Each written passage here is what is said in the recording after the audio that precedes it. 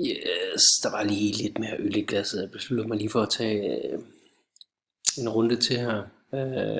På 5. pladsen har jeg Kleistro Blue Balls, sidste års bedste målmand. Lige umiddelbart under nar.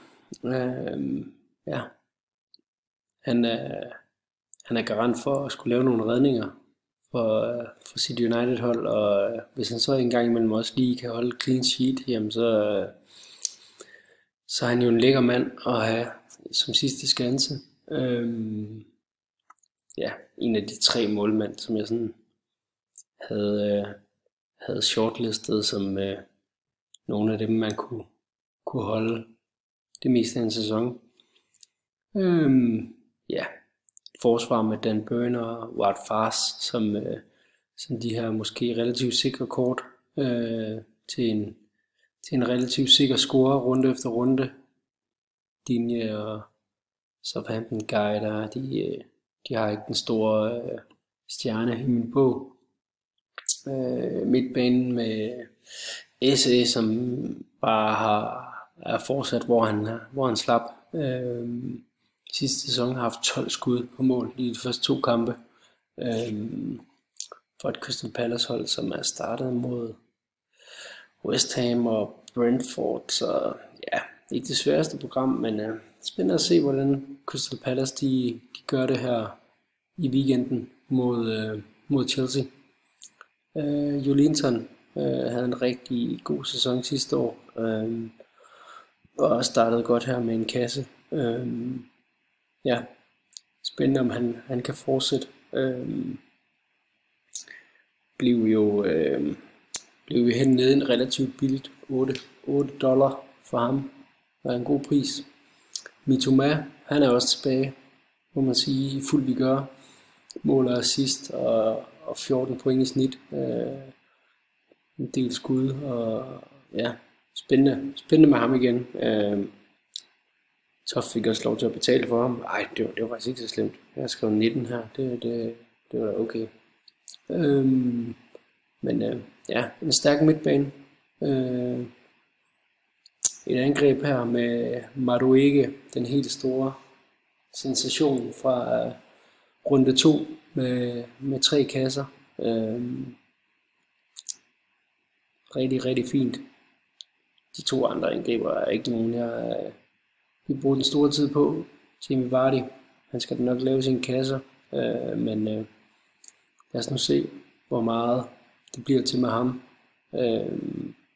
Og så stiller Toft jo med en fuld bænk af interessante spillere. Branthwaite, ja, måske ude indtil efter landskampspausen. Det samme med Shaw. Det er dyrt at skulle holde på sådan nogle spillere. Shaw skal vel i sagens natur nok komme til at spille den umiddelbare tanke, men han skal lige blive klar. Foden, jeg har været inde på ham tidligere. Han havde et efterslæb, som gør, at han i hvert fald ikke endnu har været nogen faktor. Men det skal han nu nok blive. Også derfor, at han var en af spillets allerdyreste. Jeg tror, han snisser op på en 4. plads med 77. Og Ward-Prowse, ja. Ward-Prowse, han er røget ud i kulden.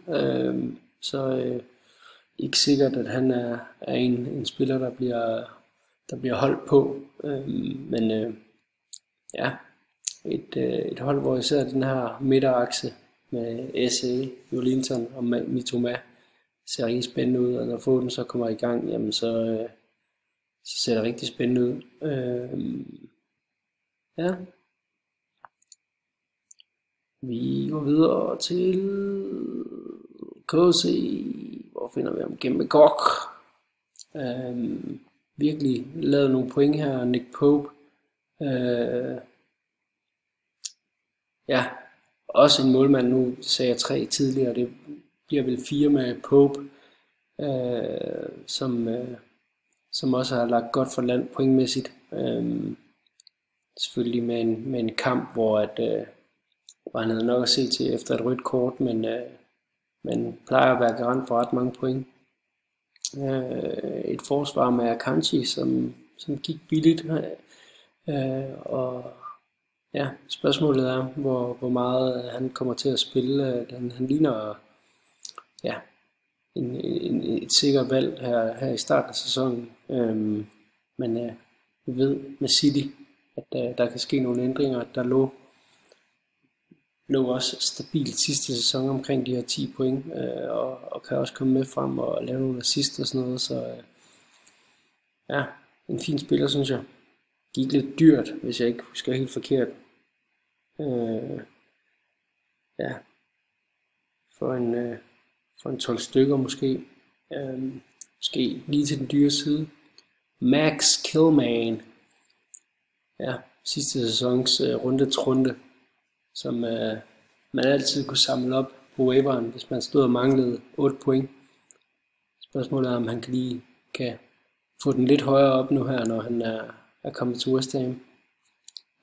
Andrés Pereira, for det her interessante Fulham-hold, som har mange offensive spillere, som er interessante. Vi har vist ikke gennemgået de andre endnu, men det er fordi de kommer på de næste hold også. Ja, spørgsmålet er om han kan holde fuldstændig fast i den her startplads, men hvis han kan det, så ser han rigtig, rigtig spændende ud. Maddison har det gjort godt at holde sommeren fri, få clearet hovedet, blive 100% klar. Det ligner det i hvert fald med 20 point og 2 assist, 20 i snit her næsten i de første 2 kampe. Onana, dyreste køb i Villas historie, mener jeg. I hvert fald en ordentlig shit, de smed for ham i Everton. Og har gjort det udmærket her i sæsonstarten med et kasse også. Så spændende spiller. Danny Welbeck har været fyr og flamme, som jeg tidligere har brugt det udtryk. 2 kasser og en assist allerede, og ja, har som sagt sat sig tungt på den der 9'er position for Brighton. Og den tænker jeg jo, han holder indtil at luften går af ballonen, hvis den gør det på et tidspunkt. Doku har ikke fået produceret noget nævneværdigt endnu, men han spiller for City, og hvis han starter de her 25 kampe, måske nogle flere i løbet af sæsonen, så ved man også, at man har en solid mand der. Gibbs White har sammen med resten af Nottingham Forest-holdet fået en udmærket start her med 4 point på et relativt nemt program, men det fortsætter mod Wolves, så hvis du har sådan en spiller, som du i hvert fald i en god portion af kampene i løbet af en sæson har lyst til at spille, så tror jeg da også, at han nok skal få lavet nogle point. Så ruller KC også med nogle spændende spillere på bænken. I hvert fald nogen, han har betalt lidt for. Hvis vi ser bort fra nogle af dem, som har de helt dyre, som ikke er kommet i gang endnu, så er Solimars, Fullkrug og Gakpo. De akkumulerer også en vis budget fra draften. Så der tror jeg, at KC håber på, at de kommer op i gear, når sæsonen for alvor kommer i gang. Vi snakker faktisk $50 på de 3. Solimarsio virker til at være ude i noget tid. Fullkrug er ikke kommet ind og starte endnu. Og det samme med Gakpo, som ellers havde en fremragende slutrunde. Så der ligger jo helt sikkert nogle point og venter, men spørgsmålet er, hvornår det sker. Lidt ligesom med Toft, så er det jo det er jo lidt en bed at have så mange pladser låst på en smal bænk med mange interessante spillere på waiveren. Så bevæger vi os op i top 3, hvor jeg har Forking, som har startet bedst af alle. Alisson i kassen. En af de der keeper igen, som er god at have. Gustu, Rico Lewis, som har fået 2 starter her. Hvor længe var det ved for ham? Det er ikke til at sige, men der er altid en spændende spiller at have i truppen. Porto har bare fortsat, hvor han slap med en kasse allerede og næsten 16 i snit. Han ligner en mand, der godt kunne være alle $31 værd. Mombuemo med en kasse og en god sidste sæson, som han desværre løb ind i en skade der omkring nytår, som holdt ham ude. Det husker undertegnet i hvert fald var lidt en bed, så hvis han kan finde det niveau, som han havde sidste sæson, uden Tony jo det meste af hans storhedstid der, så ikke fordi jeg er så nervøs for hans produktivitet, også uden Tony.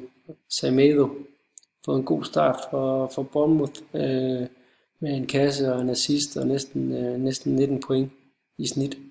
Ser også spændende ud som en af de her spillere fra de mindre hold.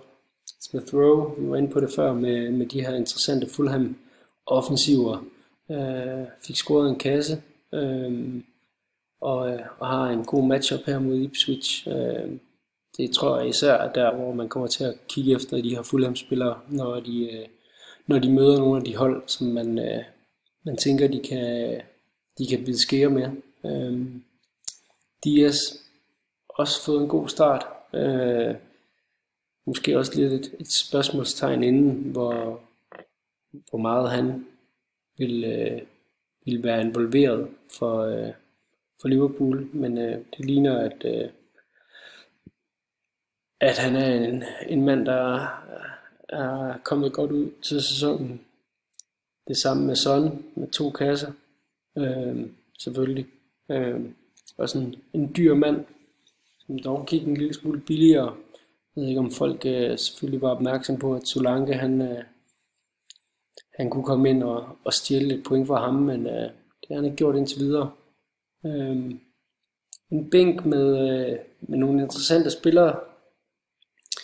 Van din Ven han havde en flot assist i weekenden, og vi så også sidste sæson, at han ikke var bleg for at tage rated op igennem banen.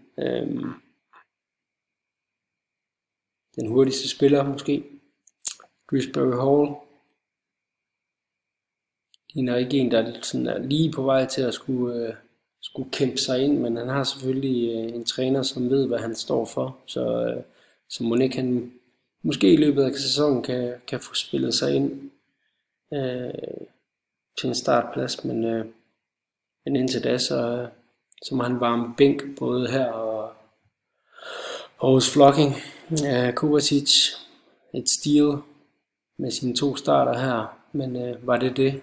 Nu kommer Gündogan og stjæler spilletid, og han gik vist også ud med en lille skade, så spørgsmålet er, hvor lang tid der går, før han igen er i startopstillingen. Så sidst men ikke mindst, Wilson Odobert, som fik en start her, efter han kom til Tottenham. En relativt ubekendt for undertegnet. Men et stærkt hold, synes jeg. Med rigtig mange interessante spillere i alle kæder.